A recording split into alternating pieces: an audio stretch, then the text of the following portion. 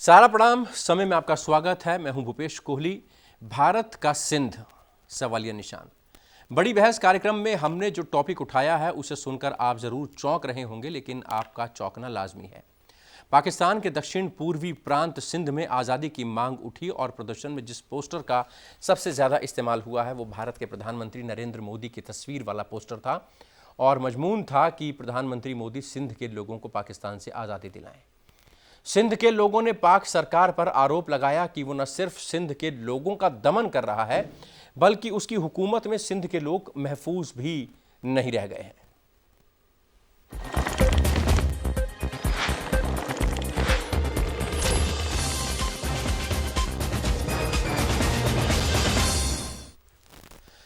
पाकिस्तान में कुल 4 सूबे हैं और उसमें 2 आज़ादी की मांग से आंदोलित हैं।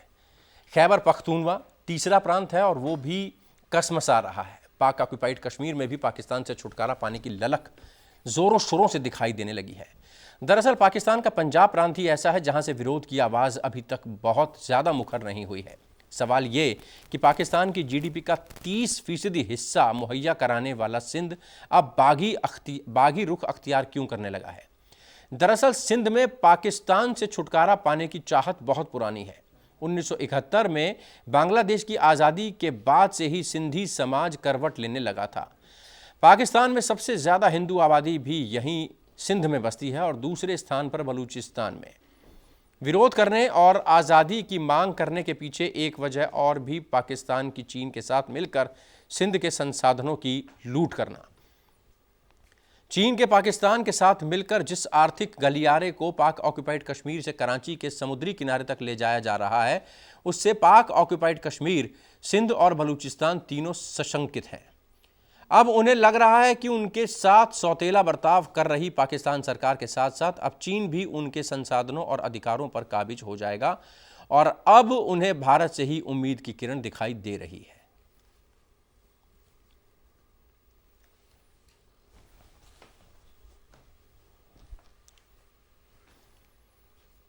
1971 में भारत ने पाकिस्तान के एक हिस्से पूर्वी बंगाल की एक आवाज़ पर उसका साथ निभाया था। पाकिस्तान की दमनकारी नीतियों से परेशान पूर्वी बंगाल को बांग्लादेश में तब्दील कर भारत ने पूरी दुनिया में पाकिस्तान के क्रूर चेहरे को नुमाया किया था।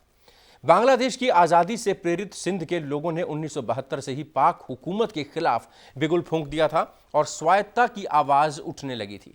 लेकिन अब यही आवाज़ आज़ादी की मांग करने लगी है और सिंध के साथ साथ बलूचिस्तान और पाक ऑक्युपाइड कश्मीर के लोग भी उनके सुर में सुर मिला रहे हैं। सिंध के लोगों ने भारत से एक बार फिर बांग्लादेश की तर्ज पर मदद की गुहार लगाई है। भारत का सिंध कार्यक्रम में चर्चा करने के लिए हमारे साथ जबरदस्त पैनल मौजूद है। भारतीय जनता पार्टी के प्रवक्ता गुलरेज शेख हमारे साथ मौजूद हैं, कांग्रेस के नेता विनोद कुमार सिंह हमारे साथ मौजूद हैं, विदेश मामलों के जानकार डॉक्टर स्वास्थी राव हमारे साथ मौजूद हैं और राजनीतिक विश्लेषक राहुल लाल हमारे साथ जुड़े हुए हैं। गुलरेज भाई, सबसे पहले आपसे बात करेंगे। सिंध मांगे आज़ादी, मोदी के नारे, पोस्टर बैनर्स लेकर आज़ादी की मांग केंद्र सरकार कैसे देख रही है, भारतीय जनता पार्टी कैसे देख रही है? देखिए, भारतीय जनता पार्टी भी देख रही है और केंद्र सरकार भी देख रही है और आप ये समझिए कि ये लोग आज हमारी तरफ क्यों देख रहे हैं। उसका एक कारण तो यह है कि जब कोई परेशान होता है तो अपने वालों की तरफ ही देखता है। तो यह जो है एक नेचुरल इंस्टिंक्ट है, डीएनए की और जेनेटिक इंस्टिंक्ट है कि जब उनको कोई सता रहा है तो वो अपनों की तरफ देख रहे हैं। दूसरी बात, अब आप जियोपॉलिटिकली बात करें, आज के समय यूनाइटेड नेशन सिक्योरिटी काउंसिल की 3 अहम बॉडीज हैं, 3 अहम पैनल्स हैं जिसको भारत हेड कर रहा है। एक है काउंटर टेररिज्म कमेटी, दूसरी है तालिबान सैंक्शन कमेटी और तीसरी है लीबिया सैंक्शन कमेटी। आप लीबिया सैंक्शन कमेटी को अभी बाहर कर दें, लेकिन जो पहली 2 कमेटीज हैं, एक तो काउंटर टेररिज्म कमेटी और तालिबान सैंक्शन कमेटी, है डायरेक्टली अफेक्ट करती है पाकिस्तान को, क्योंकि पाकिस्तान जो है वह हैचरी है टेररिज्म की। और आप ये भी याद रखिए कि जब ये लोग प्रदर्शन कर रहे थे तो ये यह भी कह रहे थे कि दुनिया भर के नेताओं इंक्लूडिंग मोदी जी को चेहरा दिखाकर कि आप हमको बचाओ, हम जो है वह एक टेररिज्म के अंतर्गत जी रहे हैं। अब काउंटर टेररिज्म की जो बॉडी है उसको हेल्ड कौन कर रहा है? यूएन में, इंटरनेशनल लेवल पे भारत कर रहा है। तो ये लोग भारत की तरफ देख रहे हैं और मुझे लगता है कि भारत भी इनकी तरफ देख रहा है और सही निर्णय लेगा, चाहे वो यूएन बॉडी में लेना लेना हो या दूसरे प्लेटफॉर्म को लेना हो। आऊँगा आपके पास डॉक्टर विनोद सिंह। सरकार इतनी सशक्त है कि वो दूसरे देश के जो प्रताड़ित इलाके हैं उनके लोग भी मदद मांगने लगे हैं इस सरकार से। नरेंद्र मोदी की छवि ऐसी हो गई है, अंतर्राष्ट्रीय ख्याति प्राप्त हमारे प्रधानमंत्री हो गए हैं और यही एक बड़ी वजह है कि पाकिस्तान के सिंध प्रांत के लोग जो हैं वो अपनी आज़ादी के लिए भारत की तरफ, नरेंद्र मोदी की तरफ देख रहे हैं। भारतीय जनता पार्टी का कहना है कि सरकार भी देख रही है और भारतीय जनता पार्टी भी देख रही है और वक्त आने पर हमारी रणनीतियाँ बन रही हैं, कुछ कर रहे हैं। जी, आपका विषय बहुत महत्वपूर्ण है और इस पर मैं सार्थक चर्चा करूंगा। भारतीय जनता पार्टी आदत से मजबूर है, बेवजह मिथ्या प्रचार भ्रामक बात कर रही है, उस पर मैं नहीं जाऊंगा। ये सवाल मानवता का है, ये गांधीवादी विचारों से सहयोग की अपेक्षा का है। मैं आपके चैनल के माध्यम से सरकार से मांग करता हूं, जो भी यथासंभव हो नेतृत्व करते हुए भारत को, जहां मानवाधिकारों का हनन हो रहा है, जहां पर मानवता पर किसी भी प्रकार का संकट है, आगे बढ़कर सिर्फ रस्म अदायगी नहीं करनी चाहिए, राजनीतिक बयानबाजी नहीं करनी चाहिए, दूसरे पार्टियों को नीचा दिखाने की बात नहीं करनी चाहिए, उसके हल की तरफ बढ़ने का काम करना चाहिए। तब सही मायने में हम गांधीवादी भारतीय प्रमाणिक नेतृत्व के रूप में सिद्ध कर पाएंगे। यह सवाल हल्का नहीं है, इसकी गरिमा को समझिए। और किस प्रकार की, मैं उस डिटेल में नहीं जाना चाहूंगा, ये बड़ी बड़ी बातें कर रहे हैं। भारत में क्या स्थिति बनी है, क्या संघर्ष और तनाव की स्थिति है, क्या उन्माद की स्थिति है, बात दूसरी दिशा में चली जाएगी। कृपया विषय पर रहते हुए पिछले 7 साल से आप सोच ही रहे हैं, कुछ करिए, जो भी यथासंभव हो, विधिक तौर पर हो, संपूर्ण विश्व को आत्मविश्वास में लेके उनके राहत की बात होनी चाहिए। कांग्रेस पार्टी का सिपाही होने के नाते मैं कहूंगा, जहां पर मानवता पर संकट है आप आइए और गांधीवादी विचारों से हल बताइए, क्योंकि गांधीवादी विचार विनोद जी रास्ता दिखाने का काम करते हैं। मैंने तर्क संगत बात की है और एडिटर साहब, आप तो एडिटर हैं, आप क्या भाषण दे रहे हैं? आप बताइए कि आपका प्लेटफॉर्म इतना बड़ा प्लेटफॉर्म है, आपकी बहस, आपको तकलीफ क्यों हो गई? तो तर्क संगत बहस करवाते हैं आप ये भाषण क्यों दे रहे हैं विनोद जी को? क्या तर्क संगत, आप क्या बात किया? डॉक्टर स्वास्तिक राव हमारे साथ मौजूद है, फॉरेन एक्सपर्ट। डॉक्टर स्वास्तिक, समझना चाहेंगे, पाक ऑक्युपाइड कश्मीर की जब बात होती है तो उनकी सीट्स को हम इंक्लूड कर लेते हैं जब जम्मू कश्मीर में चुनाव की बात होती है। सिंध की बात करें तो वहां पर भी सरकार पूरी तरह से अपनी रणनीति बना चुकी है, जैसा कि सरकार की तरफ से भी कई बार बयान आता है कि जैसी जरूरत पड़ेगी, जहां जहां मानवाधिकारों का हनन हो रहा है, वहां पर सरकार ऐसे लोगों की मदद करने के लिए पूरी तरह तैयार है।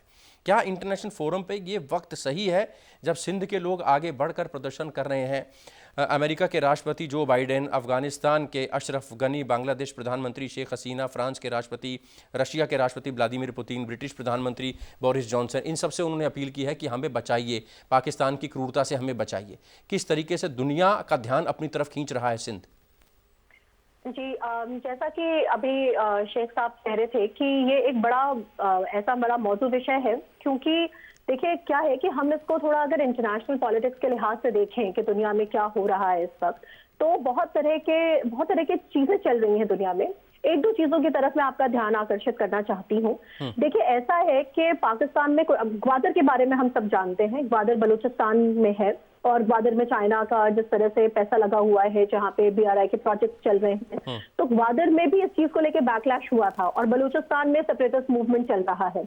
और इसी के मद्देनजर हाल में पिछले कुछ महीनों में पाकिस्तान सरकार ने कराची, जो कि उनका फाइनेंशियल कैपिटल है, हम सब जानते हैं वहां का इंडस्ट्रियल और फाइनेंशियल कैपिटल है, उसके ऊपर फेडरल कंट्रोल अपना और मजबूत करने की एक मुहिम शुरू करी थी, जिसका बहुत सीवियर बैकलैश हुआ था। तो बेसिकली ये जो एक तरह का सेंटिमेंट है हमारे पड़ोसी मुल्क में कि जो नेचुरल गैस बहुत है सिंध में और जनरली GDP जो है बाकी पूरे मुल्क से 3 टाइम्स है ऑलमोस्ट कराची का GDP एक्सेट्रा, इन चीजों को लेकर अपने रिसोर्सेज के ऊपर क्या डिसीजन मेकिंग है, इसको लेकर जिस तरह से पाकिस्तान चाइना का वो कर रहा है, जिस तरह से मानवाधिकार का हनन हो रहा है, तो ये चीज को लेकर सिंध में सेपरेटिज्म और ये जो सेंटिमेंट है ये बहुत दिनों से है। आपको याद होगा पिछले 3-4 साल पहले भी ये न्यूज आई थी कि प्रो सिंधु देश जो उनका जो मूवमेंट है उसको लेकर वहां पर हो रहे हैं। तो मेरा कहने का मतलब है कि देखिए इस वक्त जिस तरह से जो एक पूरी इंटरनेशनल जो सिनारियो जो डेवलप्ड है, जैसे उन्होंने वहां पे आपने देखा मोदी और बाइडेन और एंजेला मार्केल और पुतिन और एंटोनियो गुटेरेस, तो एक तरह से पूरी दुनिया का ध्यान आकर्षित करना चाहा सिंध के लोगों ने, और इसको मेरे ख्याल से गंभीरता से लेना चाहिए। और भी बहुत सारी चीजें हो रही हैं पाकिस्तान के साथ। मैं एक और चीज कहना चाहूंगी यहाँ पर बैठे लोगों को कि एक फाइनेंशियल टास्क एक्शन फोर्स है जो बेसिकली एक तरह का वॉच डॉग है एंटी टेररिस्ट एक्टिविटीज के लिए, जिसका डेडलाइन बढ़ाकर फरवरी 2021 किया गया था पाकिस्तान के लिए, और अभी ग्रे लिस्ट में है पाकिस्तान। तो पाकिस्तान के ऊपर बहुत तरह का इस समय प्रेशर है, और मेरी ये उम्मीद है कि अगर पाकिस्तान सरकार इसके प्रति एक सकारात्मक, अगर हेल्दी रवैया अपनाते हुए ढंग से उनकी बात को सुने, उनकी बात से एंगेज करे, तो एज अ पॉलिटिकल एनालिस्ट मैं इस बात की पक्षधर हूँ कि मानवाधिकार का हनन और इस तरह के जो इकोनॉमिक इंडिपेंडेंस होती है, ये बड़े इंपॉर्टेंट मुद्दे हैं। राहुल 30% जीडीपी देता है सिंध प्रांत पूरे पाकिस्तान को। ऐसे में अगर वहां पर मानवाधिकारों का हनन हो रहा है, लोग परेशान हैं, दूसरे बड़े मुल्कों से, बड़े नेताओं से अपने को आज़ाद करने की मांग कर रहे हैं, क्या ये सही वक्त है दूसरा बांग्लादेश करने का? वक्त ये बिल्कुल सही है। सोचिए कि अगर हम लोग देखें, आपने थोड़ा सा ऐतिहासिक पृष्ठभूमि पे कहा भी कि 1971 में जब हम लोगों ने बांग्लादेश को आज़ाद कराया था, तो उसके बाद से ही सिंध प्रांत में ये आंदोलन हम लोग देख रहे हैं। विशेषकर देखिए, जो सिंध राष्ट्रवाद के जो पितामह हैं GM सईद, वो 1973 में जब पाकिस्तान का नया संविधान आता है, देखिए वो उसी समय समझ चुके थे कि सिंध के लिए अब पाकिस्तान में कोई विशेष जगह नहीं बचा है। तभी से उन्होंने 1973 से इस आंदोलन को काफ़ी ज़्यादा जो है कि इसमें वृद्धि कर दी। और वो एक जब 1947 का जब भारत विभाजन हो रहा था, उस समय वो पाकिस्तान के समर्थक थे, लेकिन 73 की स्थितियों को देखते हुए वो समझ गए थे कि इस पाकिस्तान में सिंध का कोई भविष्य नहीं है। हालांकि वो आंदोलन उस समय तक कमज़ोर रहा, वो लंबे समय तक जेल में रहे, कराची जेल में ही उनका निधन भी हुआ GM सईद महोदय जी का। तो वो एक तरह से ये आंदोलन तब से चल रहा है। और अभी की स्थिति में हम लोग देख रहे हैं कि कुछ वर्ष पहले ही जिस तरह से माननीय प्रधानमंत्री जी ने एक तरह से सहयोग की बात की थी बलूचिस्तान के जो वहाँ पे जो आंदोलन चल रहा है उसको लेके, तब से पाकिस्तान में अलग अलग जो संगठन है वो भारत की तरफ काफ़ी आशा के साथ देख रहे हैं। और भारत के संदर्भ में अगर हम लोग देखें, जिस तरह से अभी चीन पाकिस्तान के साथ मिलकर भारत के ऊपर भारी मात्रा में दबाव बनाने का प्रयास कर रहा है, और कहीं ना कहीं हम लोग एक आक्रामक विदेश नीति की हम लोगों को आवश्यकता है और उसके तरफ हम लोग बढ़ रहे हैं, तो वैसे समय में ये काफ़ी अच्छा चीज़ भी है कि उधर से जन समर्थन भी है, क्योंकि पाक अधिकृत कश्मीर में भी लगातार प्रदर्शन हो रहा है और वहाँ पे भी वो लोग भारत से जो है कि मदद की अपेक्षा करते हैं। एक्शन लेने का सही वक्त है, बिल्कुल सही वक्त है। ऐसे समय में आप पाकिस्तान के ऊपर दबाव बना सकते हैं। और वैसे भी भारतीय संविधान का जो एक तरह से बार बार उसमें कहा गया है कि जहाँ पे भी अगर मानवाधिकारों का हनन हो तो उसमें हम लोगों को सहयोग के लिए आना चाहिए। लेकर पाक ऑक्युपाइड कश्मीर को लेकर जो भारत की रणनीति है वो कितनी कारगर है, इस पर मैं आपके पास आऊँगा। गुलरेज भाई, सिंध की ज़मीन जबरन चाइना को दी जा रही है, समुद्री इलाके चाइना को मछली पकड़ने के लिए दिए जा रहे हैं। चाइना और पाकिस्तान के आर्थिक कॉरिडोर को लेकर भी वहाँ की जो आवाम है वो बगावत के सुर अख्तियार कर चुकी है, मरने मारने को उतारू है। और कांग्रेस भी कह रही है कि हम पूरी तरह से आपके साथ हैं। अगर देश हित की कोई बात होती है, अगर मानव अधिकारों की आवाज़ अगर कहीं उठती है, उल्लंघन की आवाज़ कहीं उठती है, लोग परेशान होते हैं और सरकार की तरफ देखते हैं, हिंदुस्तान की तरफ देखते हैं, आप अगर मदद करते हैं तो हम कंधे से कंधा मिलाकर आपके साथ खड़े हैं। इंतजार किस बात का? भूपेश जी, चीजें उसी दिशा में आ रही हैं, लेकिन समय लगेगा, और जब होगा तो आपको भी नहीं पता चलेगा, मुझे भी नहीं पता चलेगा, वो फ्रंट खोल दिया जाएगा। कुछ देर पहले जो स्वास्थ्य ने एक बात कही FATF के विषय में, बिल्कुल सही कहा। भारत का लगातार दबाव है FATF के विषय में भी। 27 ऐसे बिंदु थे जिनके ऊपर पाकिस्तान को एक्ट करना था, लेकिन उसमें 6 बड़े जो प्रमुख बिंदु थे उसको पूर्ण नहीं किया। अभी तक जो बचा हुआ है वो केवल बचा हुआ है चाइना, हांगकांग, क्योंकि हांगकांग को भी एक अलग से वोट है FATF में, और टर्की। 3 वोट की वजह से वो ब्लैक लिस्ट में जाने से बचा हुआ है, लेकिन भारत ने उसको ग्रे लिस्ट में लटका रखा है अपने प्रभाव का उपयोग करके। और उसके अलावा भी आप व्यापक रूप से देखिए, पाकिस्तान के सहयोगी कौन थे? संयुक्त अरब अमीरात था, सऊदी अरेबिया था।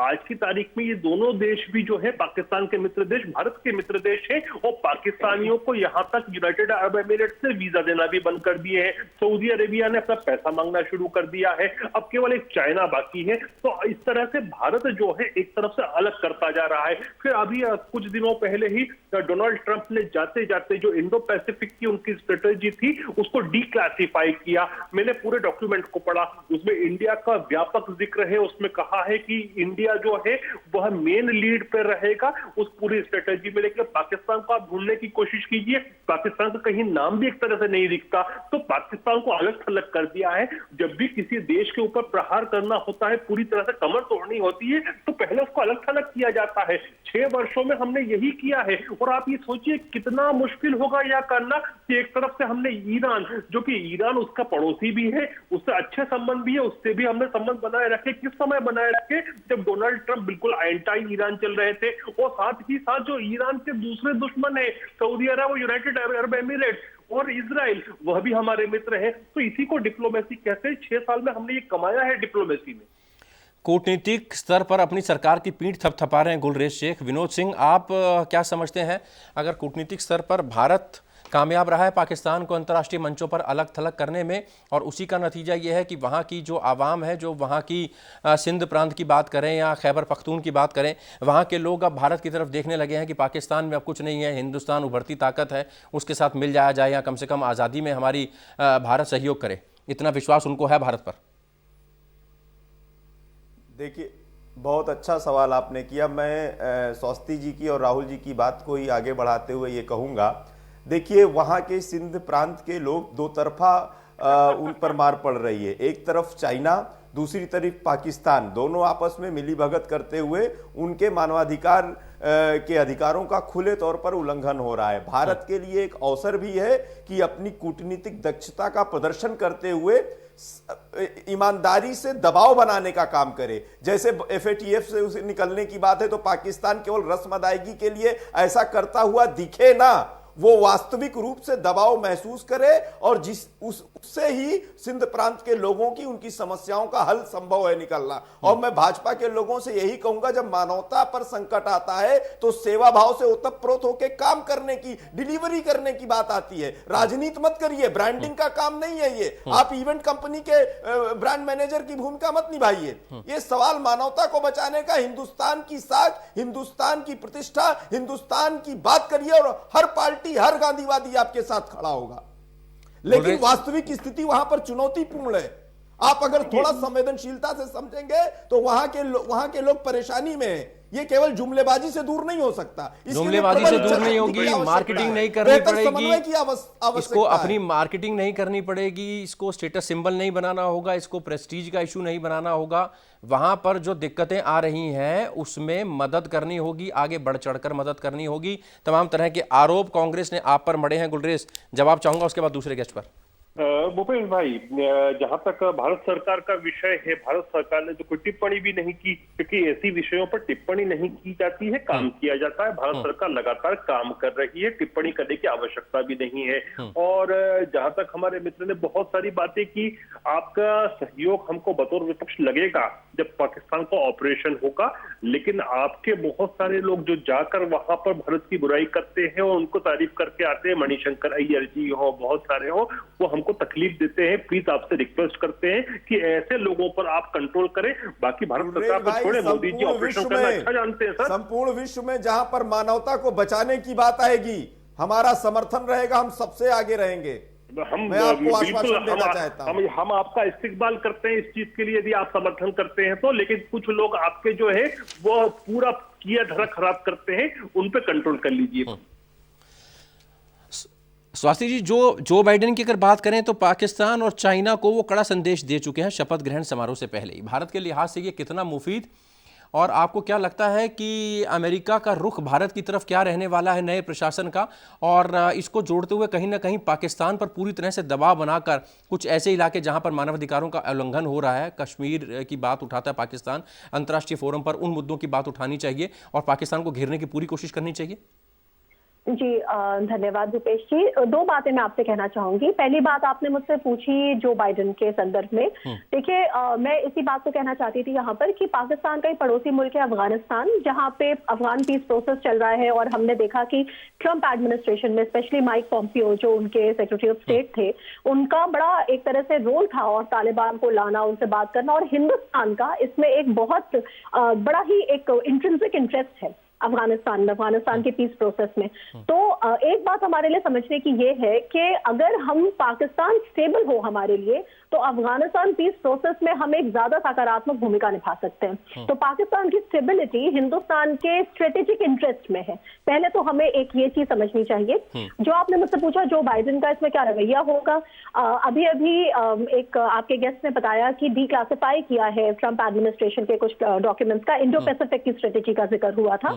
तो उसको जो डिक्लासिफाई किया गया है उसमें एक बात गौर करने की ये है कि उस डॉक्यूमेंट को बाई पार्टिजन सपोर्ट था अमेरिका में, यानी कि डेमोक्रेट्स और रिपब्लिकन दोनों ने उसका सपोर्ट किया था। जो बाइडेन एडमिनिस्ट्रेशन के लिए वो एक तरह का, आप समझ लीजिए, एक तरह की गाइडिंग लाइट होगी इंडो पैसिफिक में। इंडो पैसिफिक की स्ट्रैटेजी ऑलमोस्ट वही रहेगी, हिंदुस्तान का बहुत इंपॉर्टेंट रोल रहेगा।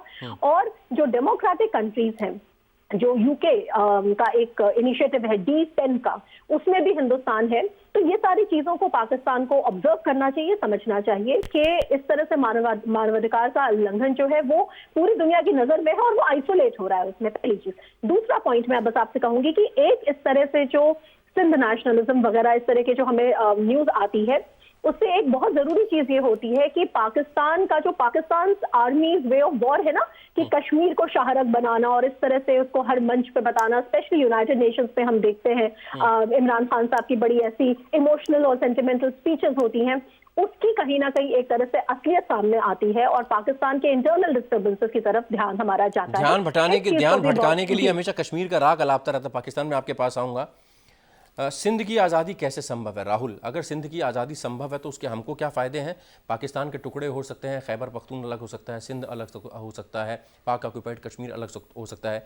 सुब्रमण्यम स्वामी की बात करें, कुछ और नेता भी लगातार इस बारे में बात करते रहते हैं। क्या परमाणु संपन्न देश के टुकड़े करना इतना आसान है आज की तारीख में? नहीं, देखिए, काफ़ी गंभीर मामला आपने पूछा है कि आसान तो नहीं है ये पूरा प्रोसेस जो है, लेकिन जिस तरह से वहाँ पे मानवाधिकारों का हनन हो रहा है, और विशेषकर मानवाधिकार का हनन अगर केवल पाकिस्तान की तरफ से होता तो होता, चीन भी शामिल है उसमें। तो जो पाकिस्तान और चीन दोनों का एक गठजोड़ बन रहा है, वो गठजोड़ एक तरह से भारतीय विदेश नीति के लिए ऐसे भी वर्तमान में चुनौती बनी हुई है। और पाकिस्तान को लेकर अगर हम लोग देखें तो जो हम विदेश नीति रही है पिछले 6-7 सालों की, जो अभी बता रहे थे बीजेपी के, कि अलग अलग मंच पे माननीय प्रधानमंत्री जी ने उनको अलग थलग करने का पूरा प्रयास किया है। लेकिन एक तो चीन का सपोर्ट रहा, दूसरा चीज़ कि जब अफगानिस्तान में पीस प्रोसेस हो रहा था तो वहाँ पे जो बड़ी महत्वपूर्ण भूमिका भारत को मिलनी थी, वो भूमिका उसमें भारत को ना मिलकर उसमें फिर पाकिस्तान को मिला। तो उस जगह पे ट्रंप ने फिर से जो है कि एक तरह से पाकिस्तान की स्थिति को वहाँ पे मजबूत किया। तो ये सब कुछ ऐसी स्थितियाँ रही। हालांकि अब जो बाइडेन आएंगे तो चीज़ें काफ़ी बदलेंगे भी।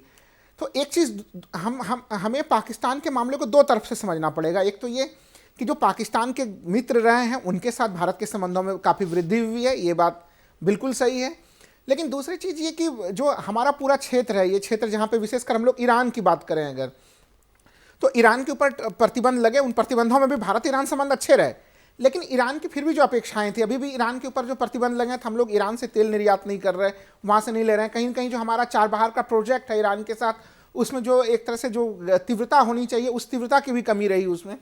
तो सबसे पहले तो हमें चार बहार प्रोजेक्ट को काफ़ी तेज़ी से आगे बढ़ाना पड़ेगा, क्योंकि देखिए ईरान भी एक तरह से पाकिस्तान का काफ़ी पड़ोसी देश है। अफगानिस्तान के में हमलों की भूमिका भविष्य में अवश्य बढ़ेगी, इसमें भी कोई शक नहीं है। तो जब उसके आसपास के क्षेत्र में भारत की स्थिति काफ़ी मजबूत होगी, वैसे स्थिति में पाकिस्तान में हमलों का प्रयास और भी गहन हो सकता है। देखिए, परमाणु शक्ति संपन्न राष्ट्र हो या कोई भी राष्ट्र हो, अगर जनता वहाँ की आवाज़ लगा रही है, क्योंकि भारत अपने से उस तरह की चीज़ों में नहीं रहा है। हम लोगों ने देखा जब बांग्लादेश 1971 का घटनाक्रम घटा था, तब भी भारतीय सेना तब वहाँ पे गई है जब वहाँ पे आंतरिक स्थिति काफ़ी गड़बड़ हो गई थी। तो वैसे स्थिति में मानवाधिकार के रक्षा के लिए जाना भारत का दायित्व भी है। तो ये चीज़ें, परिस्थितियाँ खुद ही आमंत्रित कर रही हैं भारत को वहाँ पे। गुलरेज भाई, आपने कहा कि जब ऐसी वो भी उसको अनुमति दे रहा है, जब कोई ऐसी रणनीति बन रही है और जब वो इम्प्लीमेंट करेगी सरकार, तो किसी को पता नहीं चल पाएगा।